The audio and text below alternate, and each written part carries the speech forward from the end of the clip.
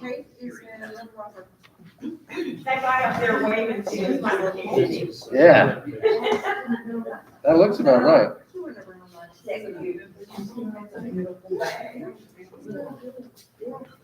Welcome out. Oh, is he? And it is so good No, to see Patrick is you. doing well and, Oh, of course, my pleasure. It's good to be back at They this started place. their own. And it looks. And, Yeah, Oh, that's my great. gosh. he's, I got the dance trying Irish to get grants and stuff.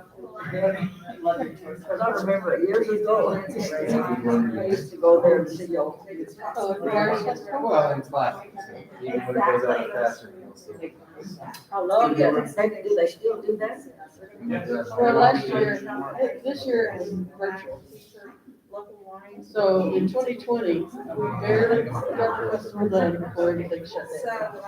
he For was COVID. doing But good. in 2021, it was It's virtual. something he enjoys, and I guess when you. So, on the computer. I told him, I said, I think you're working harder. We're hoping. And everything was shut down. I've been outside and I was caregiver to my Because husband I'm working just as hard for as about 10 years, so I was out of.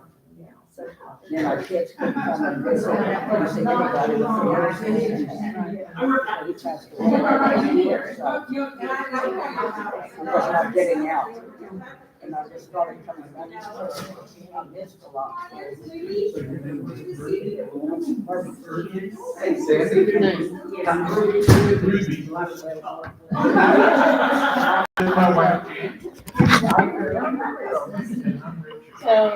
So they're planning to have it next year. I hope they're gonna be able to have it next year. But, you know, who knows? I mean, you know, now we've got Omicron. So.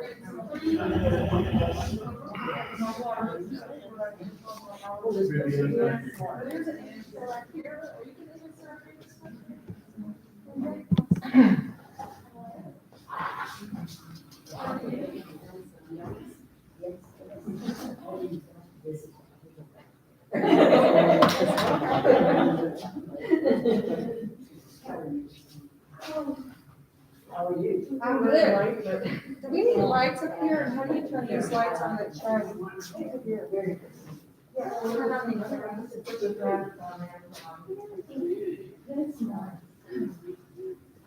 How are you? How are you?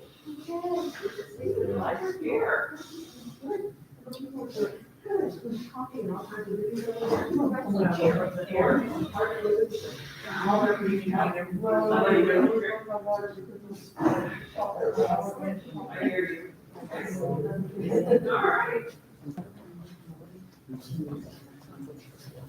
Oh, okay. Yeah, that's much better. I can bring this closer because neither of us are very tall. Whenever you're ready.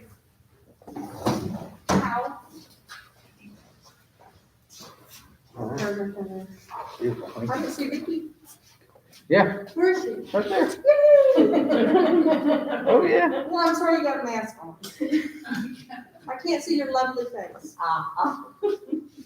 Yeah, this is the case where everybody needs to have a cookie and munch on it very slowly so that I can see all your faces. Good morning, everyone. Ooh, that's nice and loud. That's right. I'll speak soft and I can adjust the volume here in a little bit. I want to welcome you all to Woodhaven Presbyterian Church. We are delighted to have you here this morning. And we are even more delighted to have with us Regina Hunt, who is a spiritual director and a longtime leader of Faith and Grief. We're excited that she is here with us and going to speak to us on grief during the holidays. She does workshops and retreats for Faith and Grief, holds a certificate in spiritual formation and spiritual direction, as well as lay ministry in the Presbyterian Church USA. And she's currently enrolled in Eco Ministry at the Seminary of the Wild, which is pretty exciting. So we'll have to talk more about that later. And she has deep connections here, along with her connection to her husband, Reverend Dr. Hunt, who is a longtime pastor here of this church. So without further ado, I want to welcome you. I do want to note before Regina begins that this Saturday we do have a Blue Christmas service. Sometimes that's called the longest night service. But that service is at 6 o'clock in the evening. It is a short contemplative service that we hold for people that are suffering and grieving during the holidays. And it's kind of geared more toward a healing service with the holiday theme. So if that's something that you might be interested in, consider joining us December the 11th at 6 o'clock. So I invite my friend and my colleague Regina to take over. Thank you. Thank you. It's so good to see all of you. I see familiar faces and some faces that are new to me. So welcome. And before we even start, I want to congratulate you on your decision to come here, because I'm pretty sure it might not have been the easiest thing that you've chosen to do for a while. Do I need to be louder? Yes. Trust me, I can really be loud. You might have to keep reminding me though. Okay. So this is something, this time of year is tough. For those of us who have lost loved ones. And so the fact that you have chosen to devote this morning to being here, to looking at how we can make it through the holidays in one piece, when a lot of days we don't feel like we are in one piece. So before we begin, I'd like to open this with prayer. All around us, we are beginning to see and hear the sights and sounds of the holidays. Gentle God, deep within us, we carry our pain. Our grief walks with us every step we take. Loneliness is a shawl we drape over our shoulders on empty nights. It's been a hard year for so many reasons. And losing those we love makes the idea of the holiday difficult to embrace. In a season of great joy, we remember our loss that has stolen our joy in the season. Our fear of the future, our remembrance of the past, our pain which is difficult to bear and harder to release, and our emptiness which cannot be filled with platitudes, our hands which cannot hold the ones we wish to embrace, all make this a season of long nights. Be with us in our loneliness and in our longing, in our loss and in our lives.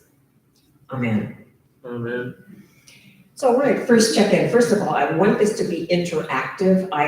As I was joking with someone, I do have a lot to say and a lot of information to give you, but I also want it to be personal for you. So as questions arise when we get to a topic of a particular way to handle something over the holiday, please feel free to ask and we'll just take it to discussion.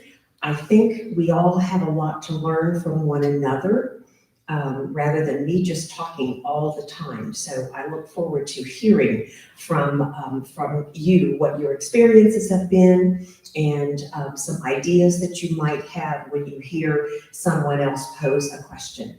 Okay, so we'll all agree that we're going to be interactive, right? Okay, good. So first of all, if we could just do this. If we could introduce ourselves in this way, your name, the name of the loved one that you have lost, and the relationship, and whether or not this is your first holiday without them. Okay? And Marty, I'm going to make you the beginner. Take this off for a second.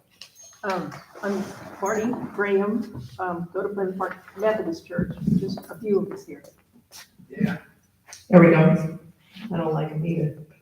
Anyway, I'm Marty, and I would be here wanting help for my whole church. But specifically for me, I've lost both my parents, but not recently. My father in 2004 and my mother in 2013. And what was your other question? Is this your first holiday without them? No, so not my first holiday without. Glad to be here, glad you're here. So, my name is Richard Monroe. I took a day of vacation to be here this morning. I work in Fort Worth. This time of COVID has been extremely difficult for me. From the beginning of COVID till now, I have been able to attend a total of 15 funerals or memorial services. In the first year of COVID, my wife is here with me, Jan Jones, but we lost 30. And in this last year, we've lost an additional 15. Is this my first Christmas without those 15 and those 30? Yes. Second Christmas for the first year, but the 15 this year. My problem this year, more than any others, is this accumulation of not being able to go to funerals and memorial services. We counted it up, and there were something like 25 that have not had services yet. The services are still pending. And those are the ones that are really difficult for me to deal with. I don't get to mourn the loss. I mean, funerals are not for the person that just passed away. Funerals are for the rest of the community. So that's my concern today. If you have any questions about that, just let me know and I'll be glad to answer. One of my things that I've always done all my life is I've sung at the funeral. And I know each time I attend a funeral, I'm attending all the funerals that I've ever attended. And I know that. Typically, Jan and I go to about 20 funerals a year, so. Yeah, I'm gonna go that way. You're gonna get the next one. Hi, my name is Jan. As he said, I'm his wife. And he covered it quite a bit. I will say that today I'm here mostly for him because I can see that he is struggling this year. To be a little more specific, this year alone, we're at that age. We've lost 2 uncles and 3 aunts since early this year. And in some ways that has been easy because they were at the age when their lives were ending, but in some ways it's been difficult. And we just keep going on.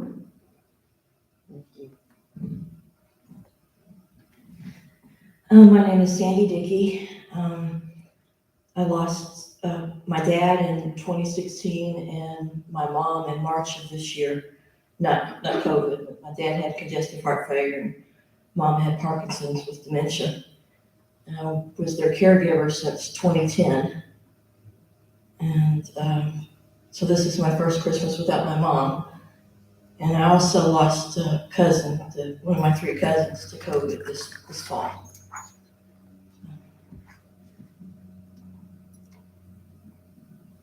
Good morning. My name is Vicky Churchman.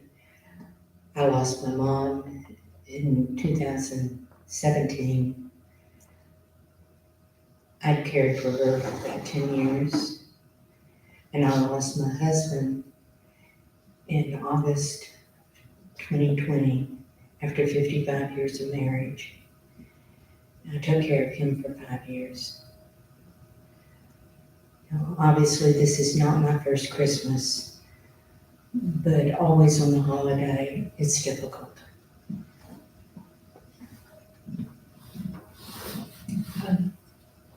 I'm Jerry Davis, and Davey passed away in April of 2020.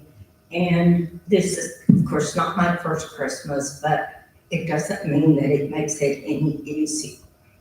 He was a big holiday person and loved doing big dinners and that kind of thing. And we just got through having our Thanksgiving dinner last Saturday, and those were the kind of things that he really liked the most. So I did miss him a lot. I'm Erlene Hossinger, and I lost my son in February of '07, and my daughter in October of 13. This past year, we too at this church has had a number of deaths.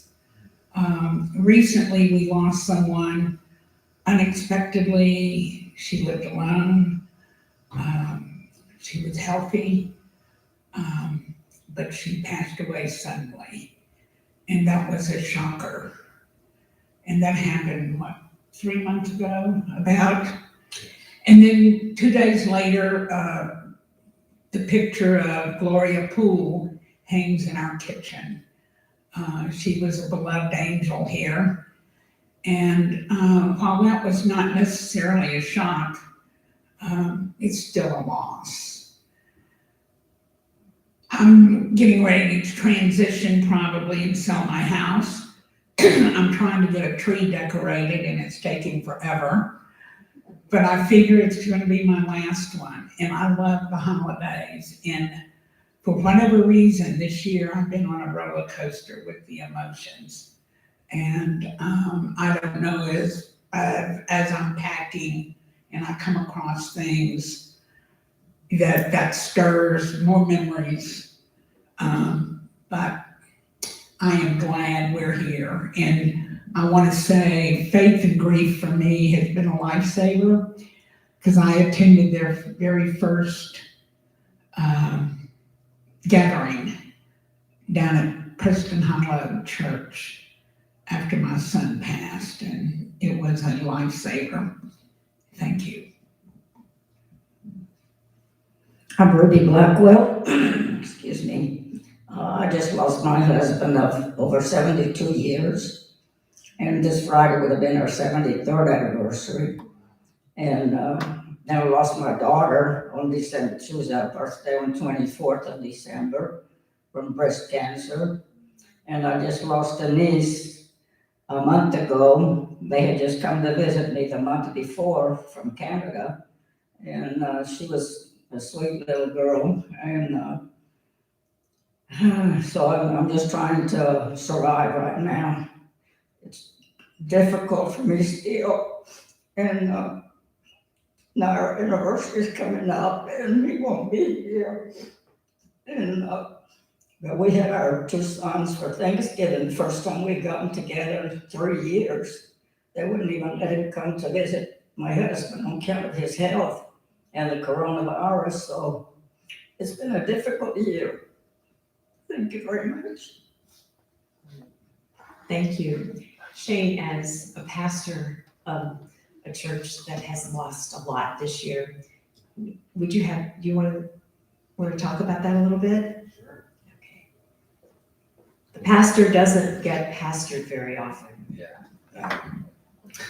So yeah, I echo what has already been said. You know, here in our church, we've lost a lot of members this year, and I thought in 2020 we had lost a lot of members, and then 2021 got here. So it has been difficult. We have been fortunate that we've been able to do most of those memorials in some way, many of which were delayed. But yeah, it's weighed heavy on me, and I know it's weighed heavy on many of our congregation members. You know, I feel like, you know, almost every week we've got another memorial or someone else that's lost a close family member in the congregation. One of our most frequent emails is, you know, now entering the church triumphant. So it's been a hard hard couple of years, and I've suffered. I've tried to be strong and put on a good face, but it's been hard for me. So thank you, Regina. And I will say that hearing the dates of the losses, it stays with us. It changes over the years, but it stays with us. My father died 27 years ago, and I still can't sing Silent Night. And my mom died 6 years ago. So the good news is that my two sisters are traveling here. We will be able to spend Christmas, the three of us together, for the first time in maybe 30 years. So I'm rejoicing about that. So this season, I'm gonna see if I can hold this like this a little bit. This season, day-to-day life is still upended by this pandemic. We've had one variant after another, and just about the time we think we are getting close to a resolution and maybe more openness, more warnings. And that's hard. We're struggling with our lives, but now, we continue to struggle with this, and that's making it that much more difficult at Christmas. Coping with grief is a challenge regardless of the time of year or what else is going on. So we have all this swirl of the holiday and loss, and our world has changed dramatically. We haven't been able to publicly mourn those that we have lost to COVID and other diseases and other conditions through this time. So, and then we can add to the fact that we're all in this room, one person excluded, is aging very quickly, and we're looking at having to face other losses, such as our home, other parts of our lives. So it's a lot, and it compounds itself over time. If you haven't lost anyone to COVID, we've still been impacted by that, as you were saying, Richard. It just so many things that we haven't been able to do. There have been job losses, there have been home losses, there have been pay cuts, you name it. It's been present since late 2019. So why are the holidays so much more difficult than other days? Yeah, they are. It's because in this Western culture in which we find ourselves, which we've grown up, there's a strong imprint about how the holidays, the Christmas or the winter holidays, should be and what they shouldn't be, how they should look, how they should be celebrated. And of course, throughout our lives, we build traditions. We maybe sometimes jettison some old traditions through necessity, but we end up creating new ones, and then they're ongoing as well. So we have these preconceived ideas about how the holidays should be celebrated. We're conditioned to be that this holidays should be happy and cozy and joyful. But we're not necessarily feeling those things at this time.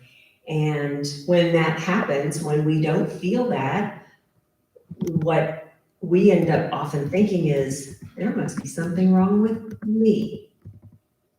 There must be something wrong with me. Everybody's singing Christmas songs, the radio is full of it, the stores are full, everybody's talking and planning parties and so on, but I'm not feeling it. Does that sound familiar? Yeah. Absolutely. And when we have all of that around us, then the grief just makes us feel worse. Okay. The nature of grief itself doesn't follow a tidy schedule, let's just put it that way. And it cannot be outwitted by holiday cheer. No matter how much we try to ignore it, like, I'll think about that later when that feeling hits, when somebody starts singing Silent Night, and I'm just, nope, not having any of that. I had a group last night, and this one person told me that she doesn't have an ornament in her home, nothing. Her home is what she calls a neutral zone, and she doesn't do Christmas. Eventually, the story came out about some historical reasons why, but she just, nope, don't do that.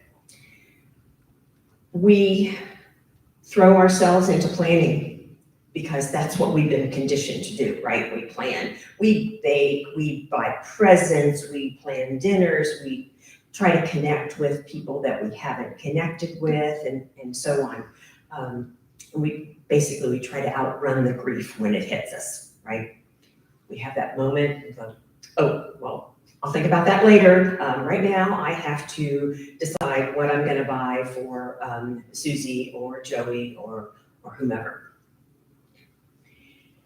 So as you face this holiday, are you looking forward to it with, and we could qualify that, or are you dreading it? How many are looking forward to it? Okay, good. But then again, how many are dreading it? Exactly. It's a double-edged sword, is it not? Yeah, exactly. So we're going to spend our time today talking about the different things that you can do when we are moving through this season and it hits us. Oh, really? Do I really want to do that? No, I don't. Oh, but I have to. Okay. You can look online to see a lot of these, and I do have a handout for you that addresses them, and I want to make sure that you take that with you as a reminder. But we're going to talk about the different things that you can do. First of all, number one is giving yourself grace. All caps. Every day you have experienced losses that have changed your lives. And it's okay that you don't feel like celebrating all the time during this season.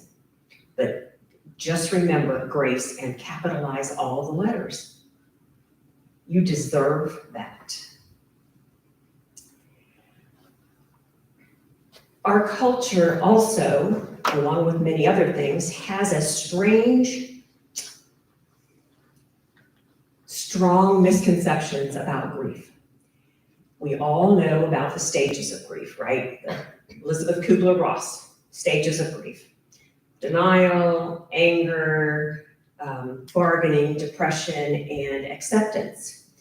What a lot of people do not know, the general population does not know, that those were identified when Kubler-Ross was dying herself. They were never intended to be the stages of grief when you're the survivor. Okay. So at Faith and Grief, we've done a lot of work in that area, and we have identified, along with some other folks who did a lot of research, that maybe they are really patterns of grief. Now, why patterns rather than stages? because a stage, think about little kids, right? You got the terrible twos, you got the terrific threes, you got the fearsome fours, whatever descriptor. And once they pass through one and move on to the next, they usually, they're maturing a little bit and they change. And so you do move on and kind of leave a lot of it behind. In the case of grief, that does not happen. We can often go through the early stages of the shock and the numbness of it all, and we are then kind of move into being a bit disorganized, but the shock and the numbness, just about the time we think we're starting to get organized, the shock and the numbness suddenly reappears, rears its ugly head. This is as if it just happened yesterday.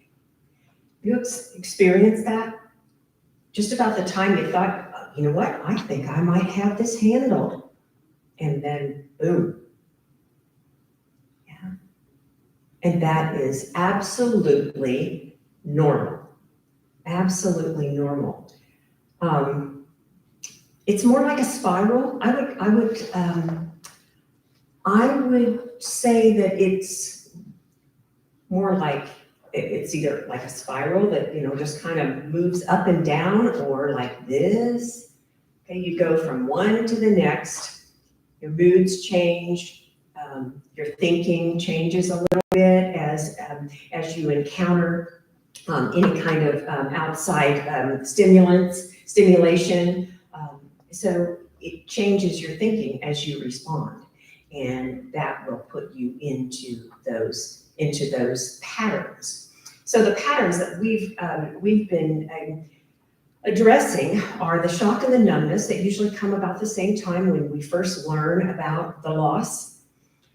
And then there's a period there where we're very disorganized, can't seem to get it together, even though we have so much help around us, if we're fortunate, we just still can't seem to put, oftentimes two sentences together to make sense, right?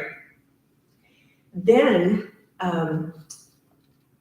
we also have a kind of a searching and yearning that, as the days go by and we're starting to feel a little bit more organized, and we are, we're handling it. And that searching and yearning is that time when we experience something like the holidays and we remember how they were, what were our traditions, how did we celebrate. We'll get out the Christmas ornaments, and each of them may have a story, or the candles and all those things. And that brings on that searching and yearning for that person to still be with us.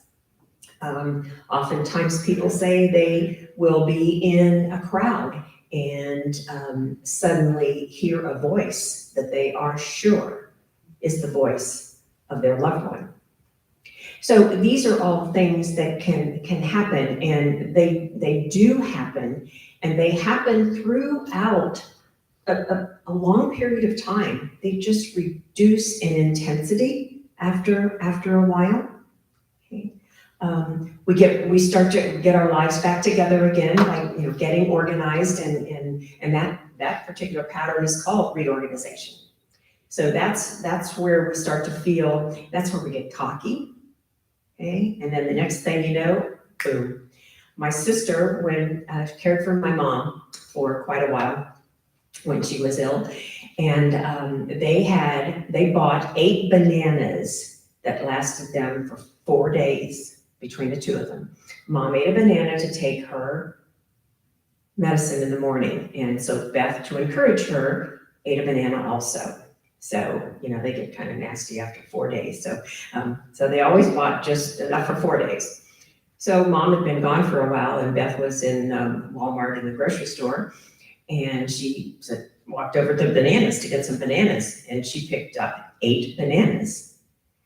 And she looked down and just suddenly said out loud to herself, I don't need 8 bananas. She lives alone. And had a meltdown in the produce department at Walmart. So in our family, we call that banana moments. And we, text each other back and forth. Oh my gosh, I had a banana moment today. Call me, or I'll call, and it helps when you have the siblings. Jan? I call those landmines. I call those moments landmines, when you think you're going along pretty well, things are going okay. As she said, you hear a song, you hear a voice, you have something that triggers a memory, and all of a sudden you're just. Or an ambush. An ambush, we often use the term ambush. It's like those things are just out there waiting for you, right? Yeah, and they're happening. And this time of year, it's easy to get ambushed. It's easy to step into landmines. You open up those boxes that you've taken down from the attic to put up the Christmas tree, and there have landmines in them. Yeah, exactly. So let's talk a little bit about how we care for ourselves, knowing that there are going to be landmines and other things, that there are going to be happy people around us, people that are just thrilled to death to be free of all the restrictions that we have been experiencing over time. These are lucky people who haven't lost a loved one. Just keep that in mind. Because we know the responses that some people often have to try to help you feel better are kind of off the wall, and you would never say them. You would never say them to someone else, but they think they're trying to make you feel better, help you feel better. They're afraid they'll make you sad, so they say something that really does more make you angry than sad. Does that sound familiar? Yeah.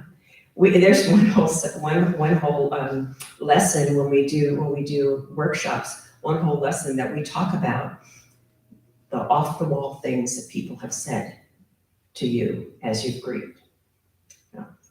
Anyway, after grace, and I guess part of grace is giving yourself time and space so that you can acknowledge all those emotions that are in there. And even though at times they're not real active, those emotions, but they're still there. And when they come up, putting them back behind you is not helpful. The most helpful thing you can do is to allow yourself to feel them. Maybe it's just 5 minutes to compose yourself, deep breathe a little bit, but allow yourself to feel the discomfort, the sadness that you have. It won't last forever. And what happens is when we acknowledge those emotions, when they reemerge, they begin to reemerge with less intensity and a shorter time period. So it won't last forever. And the way to handle it is not to stick it in your drawer or tuck it behind your ear and not bother with it. It's really to let yourself feel it. Okay. Basically, it's okay that you're not okay. I think that's a book, isn't it? I think that there's a book out there called that. And that's kind of what it's all about, acknowledging your emotions. The other thing is important is you don't have to apologize for your tears. They are a form of healing that we have that is a natural, God-given part of our response system. So you don't need to apologize for tears. If it's hard for you to cry in front of others, you can excuse yourself for a minute, go compose yourself, let those tears fall, and then come back when you feel comfortable doing that. Does that make sense to you? Yeah. No, but that's No. okay. It's okay that it doesn't make sense to me. I'm the only guy around here. But Regina, I understand what you're saying, and I understand that as you cycle through, it's okay, my voice can be Okay, heard, so- right? If not, I'll speak up. And I can speak up. I don't know if that was a So- threat or a promise. Both. I understand what Regina is saying about allowing yourself to live the experiences of your life. If you refuse to allow yourself to do that, it will come back stronger. And each time you deny yourself the reality of what you are feeling, it will rebound and it will be stronger every single time until it overwhelms your resistance to allow it to happen. I understand what you're saying. However, that's what I'm dealing with right now. When you have 45 people who have died in your life that were part of your life in such a short time, it's really difficult because the ripples are there. And the ripples keep on rippling through your life. It's like grief is a big splash. Splash. I lost my husband. I lost my son. I lost my daughter. And then you have these other ripples that come along beside it and said, I lost my friend. I lost my associate. I lost my acquaintance.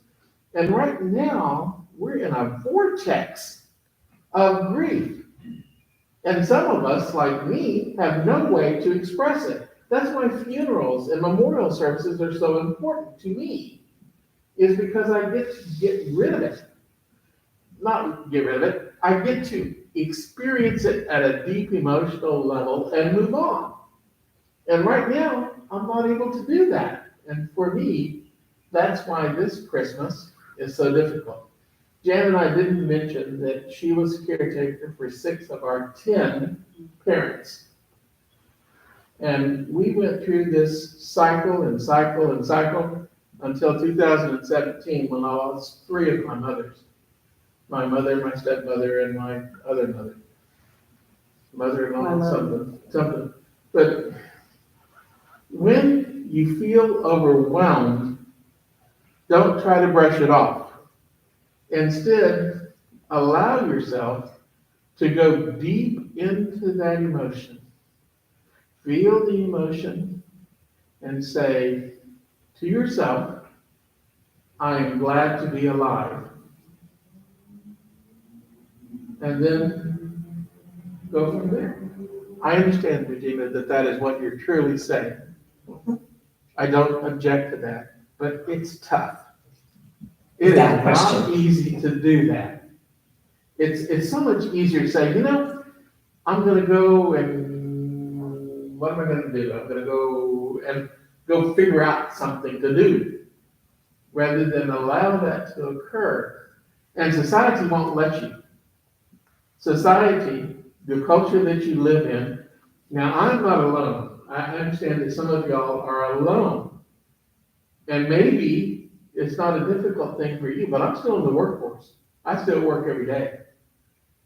And sitting at your desk with tears in your eyes is kind of okay for me because I'm in a little cubicle and I can have my little private time of extreme emotion.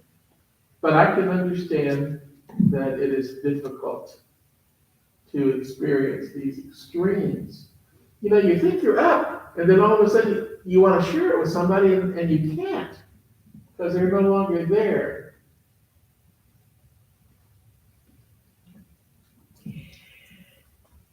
One of the things that I think can be helpful, especially when you have so many names that come to you, remembering. I think it might be helpful if you set aside time, whether it's each week, to actually, with it, maybe an hour, if you can do that, where you actually allow yourself to remember these people who have been dear to you, have been friends. Maybe you can't do it, all of them, all 45 of them at the same time. Maybe you take a group of them and you truly allow yourself to remember them and feel those feelings so that it is not such an overwhelming time where they all come at you at once. So I would suggest that you give that a try. And I understand the work thing. Lucky for you, there's a cubicle. That's helpful. Yeah, exactly. You know, and that really kind of moves into the next thing I was going to say. And for those of you who live alone, this may sound like, yeah, great. That's all I need is to be alone more. But allowing yourself to be alone and quiet when you feel like it, as opposed to just pushing through. But when you do live alone, that's difficult. So what would be the antidote to the feelings when you live alone and you don't want to be alone and be quiet? What's the antidote for that? Arlene? I like some alone time sometimes, because my first emotion in whatever is anger. But to pick up the phone and call someone, maybe not to talk about me, but to say, how are you today? Because then it does prolong it sometimes, but then I can generally come back to it and not be so devastated. But just to pick up the phone and hear a voice. Years ago when I went through my divorce and I lived in Galveston, we had a Methodist church that pastor had prayers on their prayer line. And I would pick that up to hear a voice. And there was, I think, 7 or 8 prayers. And I would just hit it again and again just to hear that voice. And that's kind of how I learned to make the phone call. Because then you hear a real voice. And sometimes it might be a recording. They might say, I'm not in. Well, that's okay. Or be on the phone. I've got one friend that's on the phone all the time. And I'll say, well, just give me a call. And then I hang up and I'm better.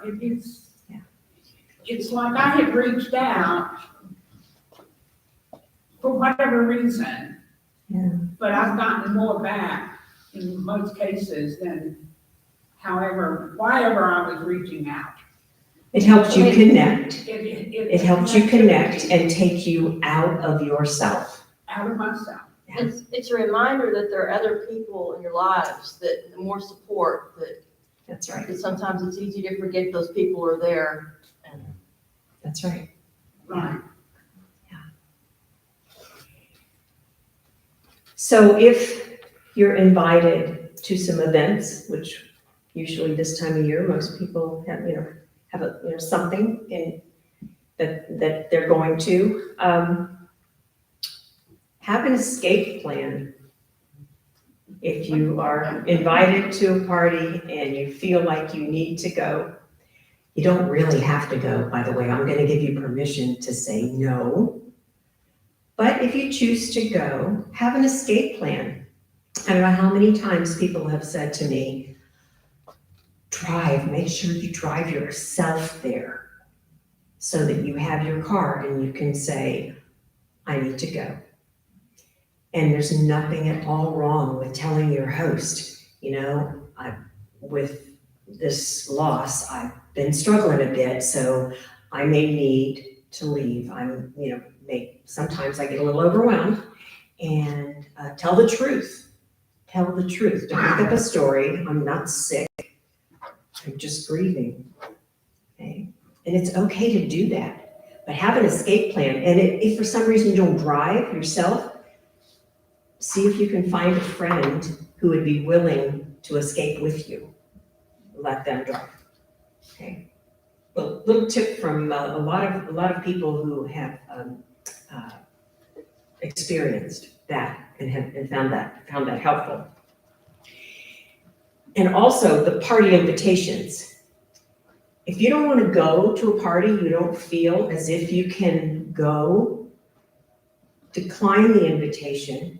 Don't accept it to be nice, and tell the truth. You don't need to make something up. I'm just not up to it. It's been a really hard month. Whatever the situation is, tell the truth. If you do accept and then you find when you get ready to go that you can't, wow, this is too much today, call the host and tell the truth. Very few people are going to give you a hard time. Most people are going to understand. Okay? And if they don't understand, just tell them that you understand that they don't understand. Exactly.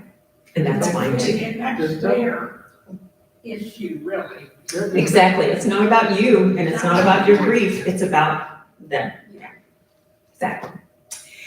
So another thing that we can do in the holidays, we're preparing, decide we're gonna go ahead with Christmas. Honor their traditions, maybe. Maybe there's something special that you did together that was really, really meaningful. And honoring those traditions can sometimes be really, really special. That's a time when you're with others, maybe your children or your friends who understand that this could be difficult, but you want to do it anyway. One of the things that usually happens is the cool, good, fun stories usually emerge when you do that. So honoring their traditions is really, really can be helpful. And if that is too painful, if there's something that is too painful, develop a new one, try a new one. I can't tell you how many people that I know have said, I think I've always wanted to go to something like Tuba Christmas or something like that. And I think I'll just go this year. That'll be we like that. I think that'll be good. And sure enough, have a good time, becomes a new tradition. Or maybe you don't want to cook Christmas dinner anymore and you decide to invite some friends and go to a Chinese restaurant, and that becomes the new tradition. It's okay to have new ones. It's okay to set old ones aside. You may want to come back to them at some point. Anybody experienced developing a new tradition after a time? Yeah, Ernie? I just went back to an old tradition. Okay. And it was interesting. My son loved, I bake all kind of sweet breads, and one of them was a cherry nut bread. Now, he passed in '07. I had not baked that until this year. Mm-hmm. And I ran across the recipe and I thought, oh, I need to make that. So I got everything and I started making it and I got emotional.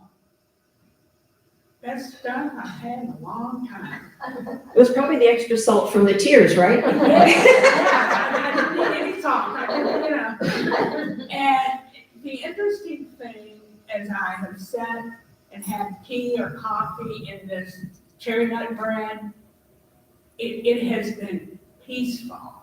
It has been like he's at the table with me. I know that sounds bizarre in a way, but It sounds very spiritual. But it very connected, and I thought, okay, So I'm trying to get up the courage. My daughter loved biscotti. Now, she's been gone 8 years. I have not made biscotti in 8 years. So I'm gonna try to make biscotti this coming week. And have coffee and biscotti with her, so. Wow, that's a great idea. So, we'll see. Yeah, We'll see. It's shrimp on Christmas Eve at our house. Was my dad's thing. So we still do that. Sandy, were you gonna say something? Yeah, my dad and I used to talk about getting tamales for Christmas Oh, instead of doing yeah. the traditional. Well, this year, since it's just me, I think I'm gonna do that. And Yeah. That'll be get awesome. some really good, go to some place that's got some really good ones. I'm trying to think where I just saw I was just someplace yesterday. Where they Has had- anybody seen candied fruit? Because I thought of your dad, because I made fruit cakes. And I bring Gene a fruit cake because I knew how much he loved it. But I can't find candied fruit. Wow. I looked online and 5 pounds is $80. Oh, my And God. I thought, oh, I don't think so. Wow. Wow.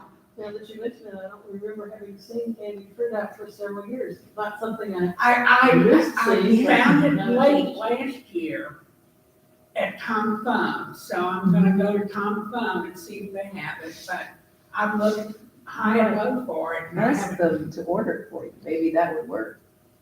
Maybe. Ask them to. Yeah, order maybe it. that would, If you yeah, don't do have that. it, don't see it. Well, maybe so, Maybe. Yeah, thank you. yeah. Well, if you all find it anywhere, call Earlene Please. and she might make you a fruitcake. That's right, you might be the beneficiary one. So in all of this, there's so much going on. Focus on the activities that fulfill you, that suit you, okay? This is, it's hard to focus on activities and other things when you're grieving. Attention span is, kind of goes to the level of an ant sometimes. Actually, sometimes an ant is more focused than we are when we're grieving. It kind of sounds selfish, but remember, it's all about self-care. That's what we're doing here. All of this that we're talking about today is self-care. Is it meaningful for you to attend worship? This opportunity on Saturday for the longest night, the Blue Christmas, those can be so meaningful because for one thing, you are not the only person there who is having a difficult time because of a loss. This is a time to honor. This is a time when the church honors loss and the pain of loss.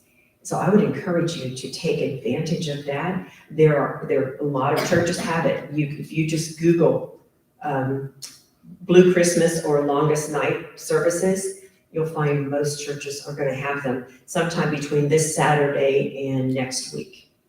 So take a look if that's something. Volunteering, again, getting out of yourself. Is there something going on here at the church?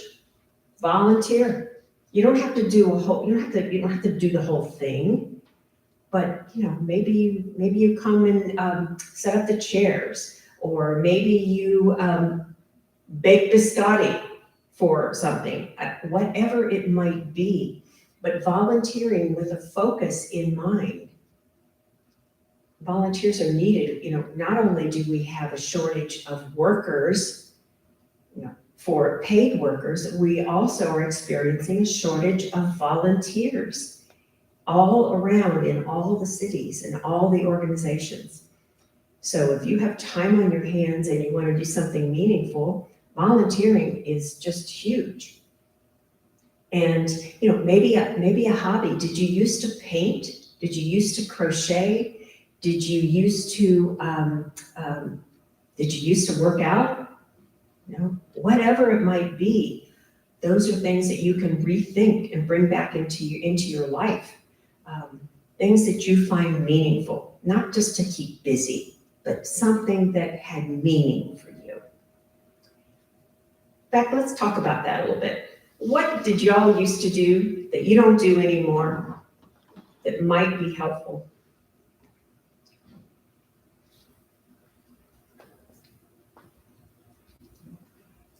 Actually, it's something that I've done for a long time, but this really goes back to what you were talking about a little earlier.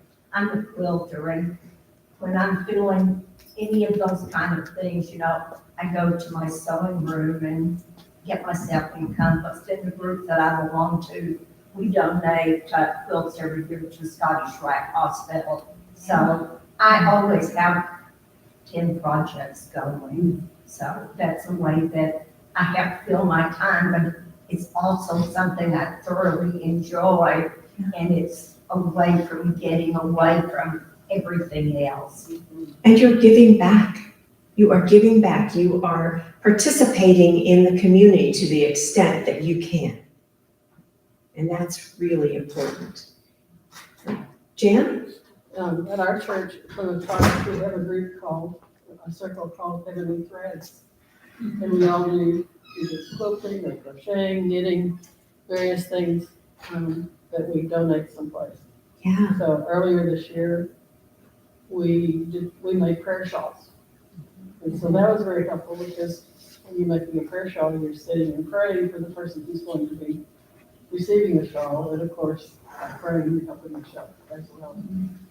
Yeah. So I almost brought my knitting with me today. Well, I'll tell you what, if you ever come to anything where they're doing something like this or speaking again, you just bring it. Okay. It's always welcome. It's always welcome. What else? What else did you used to do that you haven't done for a while that might be helpful? I used to take a lot of photos. Really? Okay. And since caring for my parents, I just hardly had any, very little time over the past several years. Yeah. And this change of seasons, it has been a beautiful time. The colors have been so good for Texas. I mean, I come from Ohio where they're, where they're really good. I have missed The that. real thing. The real thing. Yeah, exactly. But, this is just, I've enjoyed, I go out and walk a good bit, and I've enjoyed watching the leaves come down off the trees as they float down. The wind blows them, and I love the way the more supple trees dance in the wind. And I spent a good bit of time doing that. I think that would be a fabulous thing. Get out there and take photos. I need to do it once just for myself. I've done some for the church, but I need something, need to do it just what I want to take photos of. Exactly. We can just go out in the backyard. We have a large backyard. I'm still in the same house. So. Yeah. So, just go out there and see what there is to see. Exactly. All right, come on. Vicky. Puzzles. Tell them about the puzzles. You got me turned on to these puzzles. I don't know when it started, maybe when I was 6, my dad would always give me, or Santa would always give me a puzzle each year. When I got married, my husband continued that. I have a lot of puzzles. And then my husband found these wooden puzzles, and he's got me started on that. Well, they're expensive. And so Chris has carried on the tradition now. That's my son. And in fact, he brought me a puzzle last night. He went up and wrapped it, and he said, "This is an early Christmas present." So, puzzles mean a lot to me because of the history. Wayne never worked on puzzles with me, but my mom did. even when her eyesight had gone, she would pick up a piece and say, where does this go? And usually I could find where it went. But it was a while before I could start puzzling again after her death. And when Wayne was so sick, his sister and husband came down and stayed with me. His sister stayed with me for several months, and we would put together puzzles while he was sleeping. And that occupied us. And we could talk over and so. Well, They're very important to me. yes, and finding something like that, it may be something from long past, and like Sandy, you said, you know, you cared for your parents for a long time, but now you can go out and photograph what you want to photograph. Yeah. We used to work at some puzzle too, a lot. There. Puzzles, Puzzles. Yeah. The last time I tried to live there with my mom, she wasn't able to work it. It was like, well, I'm not gonna spend the time on it if she can't, you know. I need to be taking care of her, okay? Sure. Yeah, so. Yeah. Okay, what else? You're not getting out of here until you find something. Ruby, what did you used to do that you could do? Because you have a tough anniversary coming up, and but after that, I'm wondering. I'm sorry, I'm hearing impaired. I didn't hear what you said. You have a difficult anniversary coming, right? Raise it up a little, not to you. Okay, you have a difficult anniversary coming up. Your wedding anniversary, right? Your wedding anniversary is this week? Did I hear that wrong? No, that's what you said. Okay, so I'm looking for a thought that you might have, something that you used to do that you could do now that is meaningful. I was a seamstress for about 80 years, and I've had my sewing machines put away for the past 10 years. And so I finally took them out a couple of days ago, got them on my dining room table, so I've got some sewing I need to do, so that brought back, you know, what I used to do, and so that's one of the things that I'm beginning to get back to. Okay. And I love working in the yard, running a lawnmower. In the backyard, my neighbors mow my front, and I love woodworking. I built a little. She's an artist. Thing for my major scene. I don't know what happened to it, so I made one out of cardboard and I put it together. And I got a little table to put my bed. I cut cardboard. I want to close the side and back so things won't fall off of the shelves. And so I'm gradually getting to do handiwork. I'm getting to use my husband's tools, and I love woodwork and doing stuff. So I'm getting back to that. That keeps me occupied. And I talk to him. I tell him what I'm going to do, when I'm leaving, and when I'm coming home. And I have some friends that they take all their pictures of their husbands. They don't want to see anything. And I said, I'm just the opposite. My bedroom is like a museum because I lived there for the past 5 years with my husband, and he didn't want me to go anywhere. I just stayed there with him. So I've got all his World War II stuff on one wall. I made shelves everywhere, and I've got all of his stuff. And I said, I feel like he's still with me, you know. And they said, oh, I couldn't stand, I couldn't do that. I couldn't do that. I said, well, I'm just the opposite. I'm still. I'm with you, Ruby. Over 72 years, you know. I said, I'm not just gonna get rid of him and not see anything. There's a lot of good I've got pictures all over the wall. So I'm giving my kids a lot of the stuff that I knew they wouldn't want, so. Gradually, I'm getting my room where I finally got my bed up and, because he had a hospital bed and I had a twin bed, and I finally got cleaned out and brought our old bedroom set that was our original when we got married and moved to Irving.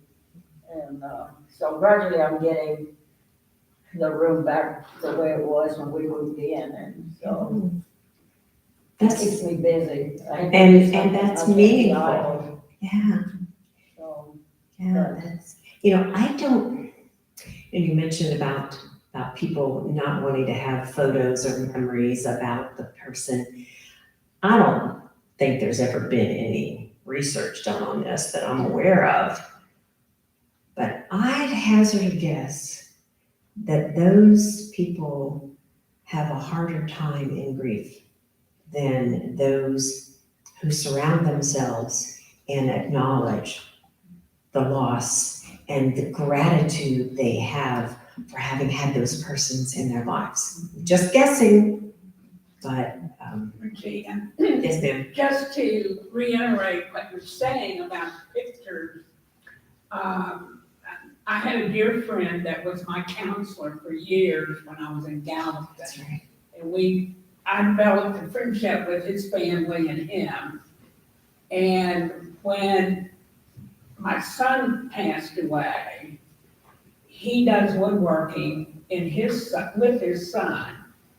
And he, about a week or 10 days later, he knocks on my door, unexpected. He lived in Decatur, and there he stood with a picture frame, a wood picture frame. And it had 3 holes in it, one at the top and one on each side. And he said, I said, well, come in. He said, I can't stay but a minute. Dan and I made this, and here's your instructions.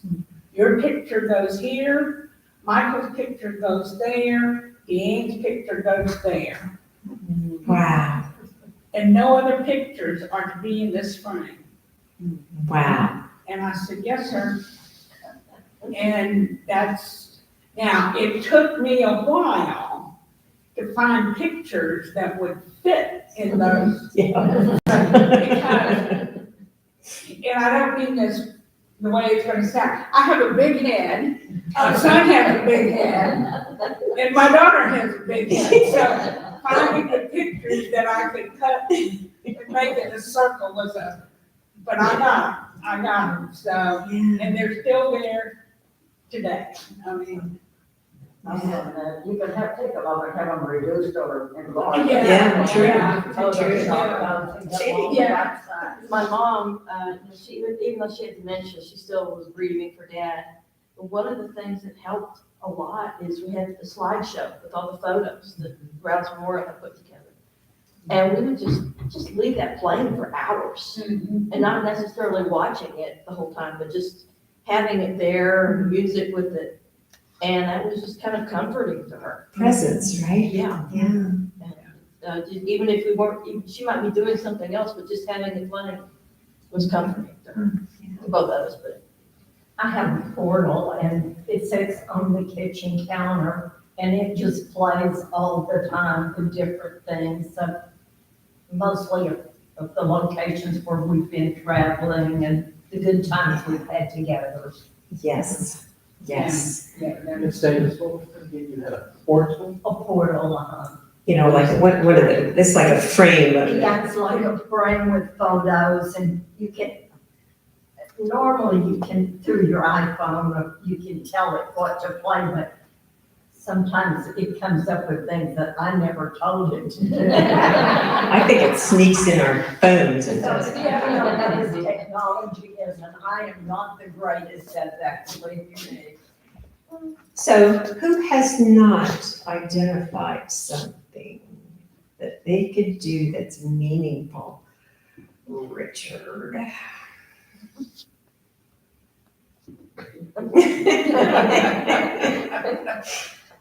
What don't you do anymore? I'm actually very much a person that is opposite most people.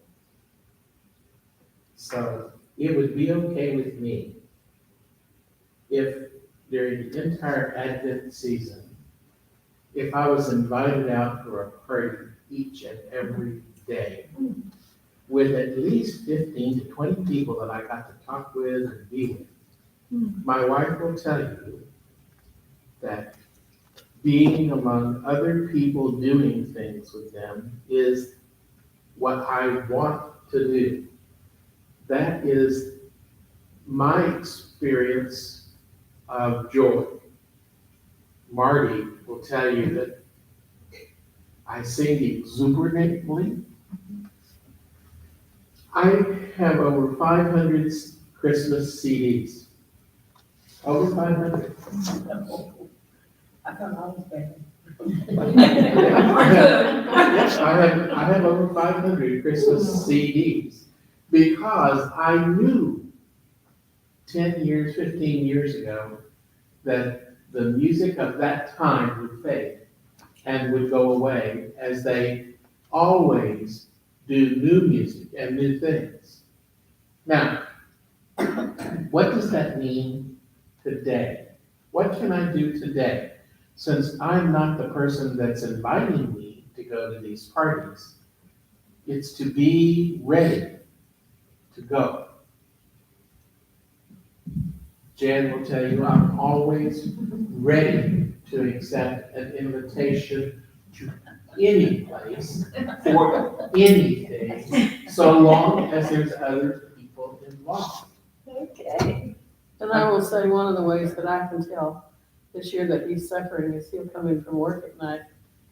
He goes and sits in his chair, he's meditating or whatever, it's his time that he needs, and I understand that. But I'll try to engage him, and he'll say, I have nothing to say. Anybody who knows Richard, he's an extreme extrovert. So for him to say over and over again, day after day after day, I have nothing to say, makes me know he's suffering. So,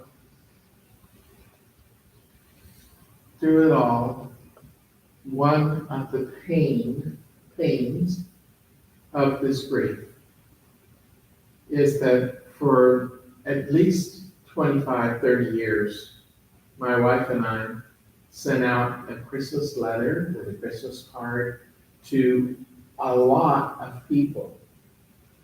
And in 2017, I wrote the letter, just like I normally did. And I was about ready to send it out, and I realized how many people I lost in 2017. And I was hit with a wave of grief. And I haven't been able to send out Christmas cards since that year. So, something that I could do is I could reverse that rabbit hole, come back out of that deep pit of grief and despair, and actually voice something to the people on the list that still are living. For the last 45 years, I've had a special place for widows. And Jan will tell you, if you ask, that during all of those years, I tried to be a presence for the widows that had come into my life. Through no fault of their own, I mean, their husbands died. So they were grieving. And so many people would not interact with them for fear of doing something wrong. And it's so sad that your friendships dissolve simply because your husband dies. What's up with that? So I tried to help them during this time of deep emotional sadness for many of them. And Jan would say, are we going to send a Christmas card to this one, or this one, or this one? And I said, yes. They need to hear someone's concern in someone's voice. And now, most of my widows have passed away. And I do mean most, not all. But I think that maybe 25 or 30 of my widows have passed away. And I feel their loss as well. So every time I get my Christmas card list out, I say, oh no, this one passed away, this one passed away, this one passed away. So sometimes I get the Christmas card back deceased. And I know that I didn't need to send it out next year. So there's a sadness with that activity too. But if you invite me already to your party, I'll come. All right. I have an And idea. Ruby, if you invite me, I'll come to your party. Just invite me, I'll come. Just say this, if you invite me, I'll come. I will. Richard, what if, when Advent begins, you don't have to do it every day. You could start with once a week. Invite a couple of people, of friends, to meet you for dinner, for lunch. Start the party. Start that party. And yes, that's what I've been thinking of. And you know, Richard, you don't have to send a Christmas card to all 200 of the people on our list. You could start by sending cards to your siblings or a small group of people from the church or whatever. See, she's talking to you. She let out that we reduced our list from over 400 to Well, it wasn't that much. whatever it was. There are things. Yes, I will take that under consideration. I think I'll call Marty and her husband up and say, hey, let's go someplace, do something. Because Rusty seems to me like he needs to get out. Randy needs to get out too. Yeah. I didn't know you had two of them. Never mind. No, I You were I know close. Randy. You were close. Yeah. Sorry, I understand. So one of the things that we've just been talking about is remembering the happy times. Things that we used to like to do, things that brought us joy. The people maybe are no longer here.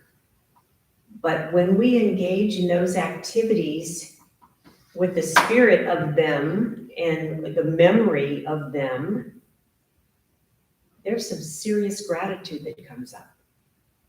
And gratitude is a lovely, lovely antidote for grief. One of the things, oh, I'm sorry, Vicky, go ahead. No, one of the things that I've heard is the sadness of losing someone. And of course, you know, we all have the sadness, but I think it's so important, and this is more true, is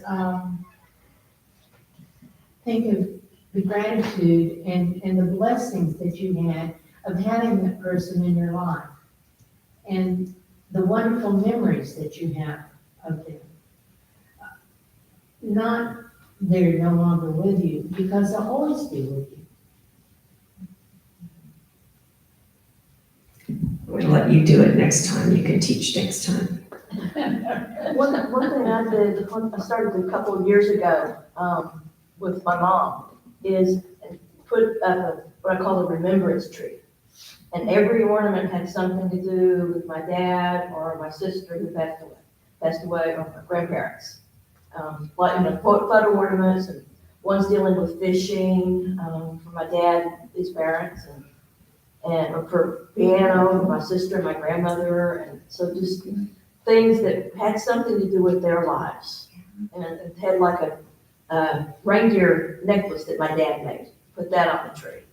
So that helping me as far as kind of honoring family, keeping them as part of the Christmas. Yeah. That makes me think of my neighbor. They're new neighbors. We moved right at the beginning of the pandemic, and so I don't know these people very well. But a couple of weeks ago, for the first time, I took something over, and they invited me inside. And they had one of those white Christmas trees, and this was before Christmas. This was like around Thanksgiving, and it's lit up and it's full of ornaments. But the ornaments are all travel ornaments. It's up year round, and it's a remembrance tree for all the vacations, the presidential libraries they've been to, all the national parks, you know, all the trips that they've taken. And you could just see the joy on their faces when they were explaining the different ornaments to it. So thanks for bringing that up. It's a good idea. Yeah, I was thinking, how am I gonna celebrate Christmas when it's just me? And of course, my mom liked the idea. So I'm targeted with her. Yeah, that's great. That's good. You know, one of the other things that we were talking about with Earlene, and you brought this up, was the doing something for others. And, you know, one of the, random acts of kindness even can be helpful. We've all heard the stories about somebody in the Starbucks drive-through paying for the car behind them.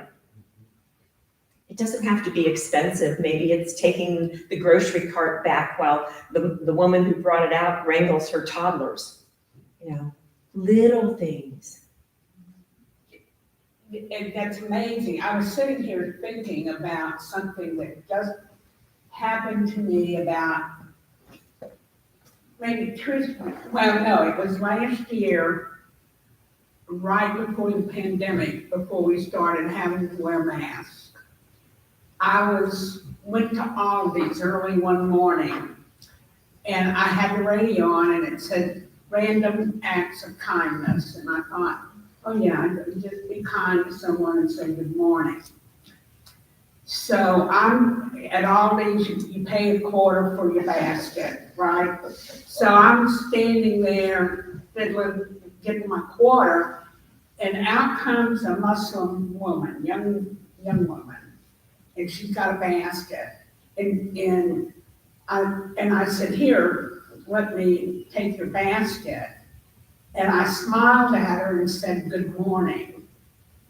And she kind of looked at me like this and said, oh, yes, here, take my basket, put your purse right here. Let me help you do this. And I mean, she's just doting all over me all of a sudden. And I said, oh, that's so kind. Thank you. And she put her hand on my hand and she says, no. You have no idea what you did for me. All I'd done was smile and say good morning. I stood there with my mouth gaped open almost, because I didn't know what to say. And for me not to know or have words. But I was speechless. Yeah, and that reminds me, I live in Valley Ranch, and there's a mosque in Valley Ranch. And we have a very large population of Muslim residents, as well as a lot of Indian, Pakistani, and other Middle Eastern. And especially the Muslim women are oftentimes just completely, they can be invisible in their culture. And just acknowledging their presence and smiling can be, I mean, think how you feel when somebody smiles and says hello to you first. That feels pretty good. Yeah. Well, I think the one thing that I would leave with you, that there's no right or wrong way to grieve. Okay, there's no right or wrong way to grieve at the holidays. As we've talked about alternative ways to cope, because we are kind of coping rather than celebrating. We're trying to celebrate, and that ends up sometimes feeling like coping. So doing it your way, what is meaningful for you, worshiping in a way that you want to worship, celebrating in a way that is right for you. Radical self-care during this. It's not selfish. It will help you move through the grief in a smoother way if you really concentrate on taking care of yourself. And And we talked about a lot of things here, that you're taking care of yourself, but you're doing a lot of things for other people as well. So don't take selfish out of here. But when you are caring for yourself, then you can care for others. Remember the airplane thing. There's a reason why you put your mask on first, so that you can help somebody else. I do want to leave you with this quote. This comes from a woman who was a chaplain to game wardens in Maine, and her husband died unexpectedly in a traffic accident. And she says this: "Sometimes I remember something funny that Drew once said, some offhand comment that still cracks me up. And I think, wow, to be able to make someone laugh years after I'm gone, that's all the immortality I could ever ask for. The stories we tell of heaven and here are not about how we die, but about how we live.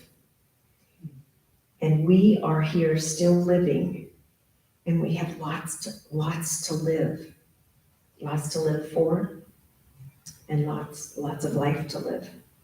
So my encouragement for you is to do that in the best way you possibly can. I want to remind you that there is information on the table here.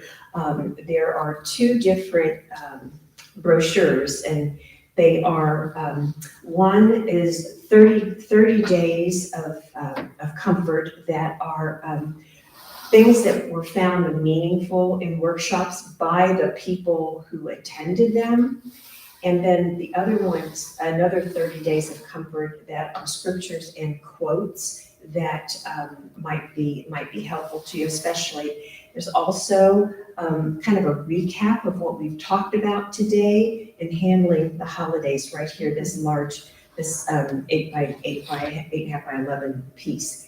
Also, we are increasing, slowly coming back to having gatherings, faith and grief gatherings and workshops. We have a workshop that is scheduled for, I believe it's January the 26th, 25th, whatever that Thursday night is, at St. Michael and All Angels down on Douglas. But in the meantime, we also have, there's an in-person gathering in Richardson on December the 14th. And then on the 16th of December, there are 2 online Zoom meetings. And then they start to pick up more in January. You can look at the website is on the back of the materials there. So I would encourage you to take advantage of those. You just show up. You can register on the website, but you can just show up. Okay. And I think that is it. Does anybody have any questions, anything that that has occurred to you that we need to talk about before we end? Because there's plenty of refreshments, and there's still coffee and water and juice, so help yourself. Okay, little social time. All right, good. Thank you, Jean. It has been my absolute pleasure to be with you, to see all of you, to hear your stories a little bit, and to be with you. It does my heart good to spend time with you. Thank you so much for all that you've shared with me. Let's close with prayer. Jesus, you wept at the death of your friend Lazarus. Console those who are now grieving the loss of a loved one. Comfort them in the remembrance of your promises. Give to those who mourn the peace that they need, especially in the midst of their tears. You are the resurrection and the life. We know and believe this. Let the despairing find hope, and the brokenhearted receive the consolation of your presence and your love. Amen. All right, thank you. Very much. This is just Also, very. ladies' restroom is right here, and the men's restroom is through the doorway and to the left. Well, you're welcome.